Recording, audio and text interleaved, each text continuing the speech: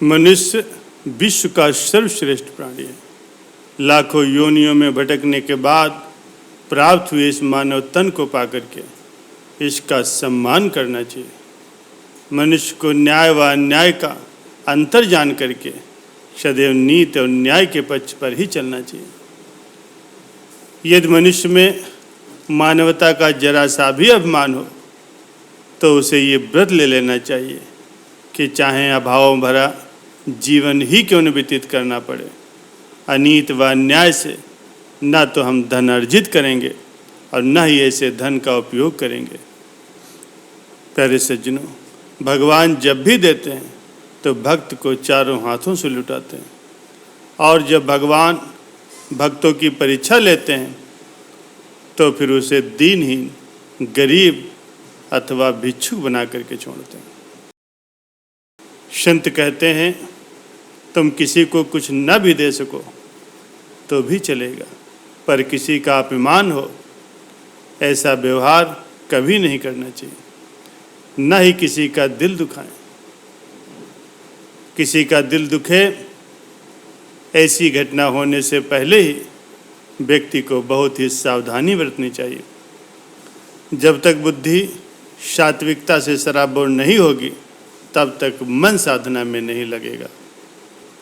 तो जब भी समय मिले संतों की संगत करके अपने मन को सत्संग में लगाना चाहिए।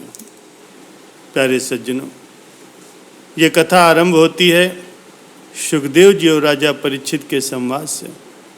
सुखदेव जी राजा परीक्षित से कहते हैं कि हे राजन, बलिराज के पुत्र वाराणसी शंकर भगवान के महान भक्त हैं।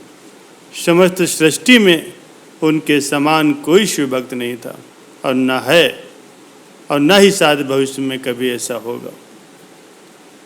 शिव जी की वाणासुर पर अपार कृपा थी, इसीलिए उन्हें सहस्त्र हाथ प्राप्त थे।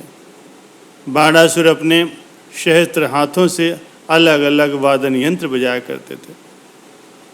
कठोर तपस्या के उपलक्ष्य में जब भगवान शिव ने उन्हें वर मांगने को कहा तब बाणासुर ने कहा, प्रभु आप मेरे नगर की रक्षा कीजिए। इस पर भोलेनाथ ने उन्हें तथास्तु कहा और कहा कि जब भी तुम्हारे द्वार पर युद्ध खड़ा होगा तब मैं सहायता के लिए अवश्य आऊँगा। एक समय की बात है जब बाणासुर को किसी से युद्ध करने की तीव्र इच्छा हुई, लेकिन उस समय उसके सामने लड़ाई करने के लिए कोई योद्धा तैयार नहीं हो रहा था। तब बाणासुर भगवान शिव के पास गए।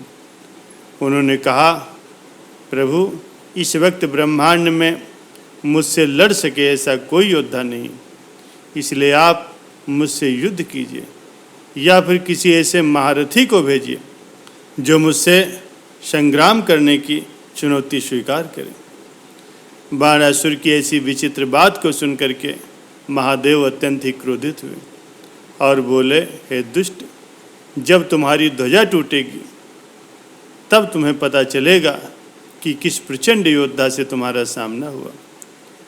महादेव के शब्द सुनकर के बाणासुर हर्षित होते हुए अपने महल को गए कि कब ध्वजा टूटे और कब युद्ध करने का अवसर मिले। वो इस बात की राह देखने लगे।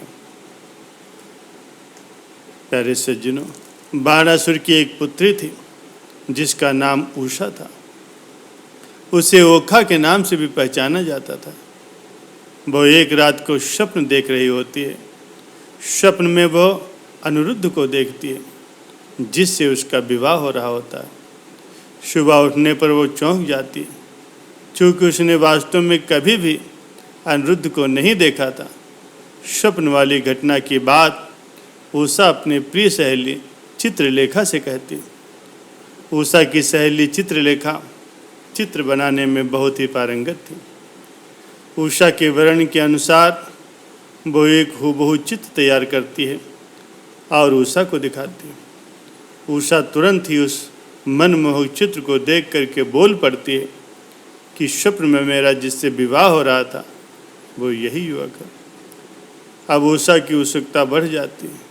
वो कहती है कि हे प्यारी चित्रलेखा, तुम किसी भी तरह इस युवक को मेरे पास लाओ। अगर तुम ऐसा नहीं कर पाए तो मैं अपने प्राण त्याग दूंगी। प्यारे सज्जनों, चित्रलेखा योग विद्या में पारंगत थी। उसने अपनी इस सिद्धि से जान लिया कि अनिरुद्ध भगवान श्री कृष्ण के पौत्र हैं। इसके बाद वह आकाश मार्ग से द्वारिका नगरी की ओर उड़ चली ताकि अनिरुद्ध का हरण कर सके। लेकिन द्वारिका में आकर के अनिरुद्ध का हरण करना इतना आसान नहीं था। वहाँ पर भगवान श्री कृष्ण के सुदर्शन चक्र का पहरा था। चित्रलेखा अभी कोई उपाय सोच ही रही थी कि वहाँ नारद जी आ पहुँचे। चित्रलेखा और नारद जी के बीच कुछ संवाद हुआ। फिर उसके बाद नारद जी उस पहरेदार सुदर्शन चक्र के साथ संवाद करने लगे और इसी स्थिति का लाभ उठाते हुए चित्रलेखा द्वारिका नगरी में घुस गई। महल के भीतर जाकर के उसने अपनी योग विद्या की मदद से अनिरुद्ध को पलंग समेत उठा लिया और शोणितपुर ले आई, जहाँ उसे उषा के महल में रखा गया। एक दूसरे के बारे में जानने के बाद दोनों के मन जुड़ गए। वो एक दूसरे को पसंद करने लगे। इसलिए उषा और रुद्र गुप्त रूप से एक दूसरे की संगत में रहने लगे। कुछ समय के बाद उषा के शरीर में कुछ बदलाव देखकर किसी द्वारपाल को शंका हुई और उसने ये बात बाणासुर को बता दी। गुस्से में आग बबूला हुए बाणासुर ने पूरे महल में तलाशी करवाई। इस दरमियान उन्होंने अनिरुद्ध को वहाँ पाया। उसे पकड़ने के लिए सैनिकों को भेजा। इस पर अनिरुद्ध ने पास में रखे दरवाजे का एक हिस्सा उठा करके बाणासुर के सैनिकों को लहूलुहान कर दिया। इसके बाद बाणासुर का गुस्सा 7वें आसमान पर जा पहुंचा। उसने अनिरुद्ध को नागफास में बांध लिया। दूसरी तरफ द्वारिका में अनिरुद्ध को न पा करके सब चिंता में पड़ गए। तभी नारद जी ने वहां पहुंच करके अनिरुद्ध के बारे में पूरी सूचना दी। इसके बाद यदुवंशी सेना समेत बलराम और श्री कृष्ण सब शोणितपुर जा पहुँचे। सब ने मिल करके बाणासुर की भव्य नगरी को चारों ओर से घेर लिया। बाणासुर भी अपनी शक्ति के मद में चूर था। ऊपर से वो अपमानित भी महसूस कर रहा था। वो भी सेना समेत वहाँ लड़ने आ पहुँचा। शिव जी ने पूर्व काल में ही बाणासुर को युद्ध में साथ देने का वचन दिया था। इसलिए वो बाणासुर का साथ देने के लिए आ पहुँचे। तब कृष्ण भगवान और शिव जी का भयंकर युद्ध हुआ।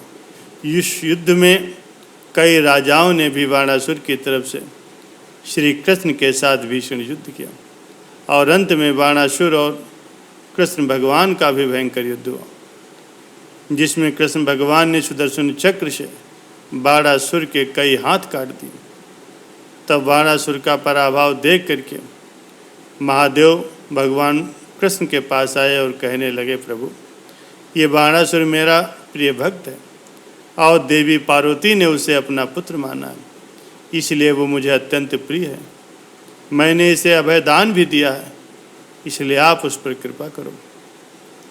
तब कृष्ण भगवान बोले कि बाणासुर का घमंड उतारने के लिए ही मैंने उसके हाथ काटे और जो उसके 4 हाथ बाकी रहे हैं उसे धारण करके बाणासुर आपका पार्षद बन करके चारों ओर से निर्भय रहेगा।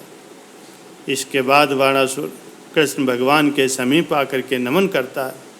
फिर बाणासुर अनिरुद्ध को नागपाश से मुक्त करके उषा के साथ रथ पर बैठा करके वहाँ उपस्थित होता है। तब श्री कृष्ण उन दोनों को लेकर द्वारिका लौटते हैं, जहाँ भगवान श्री कृष्ण उषा को पास बैठा करके उस पर प्रसन्न होकर के कहते हैं कि हे पुत्री, तुम्हें जो मांगना है आज मांग लो, आज मैं बहुत प्रसन्न हूँ।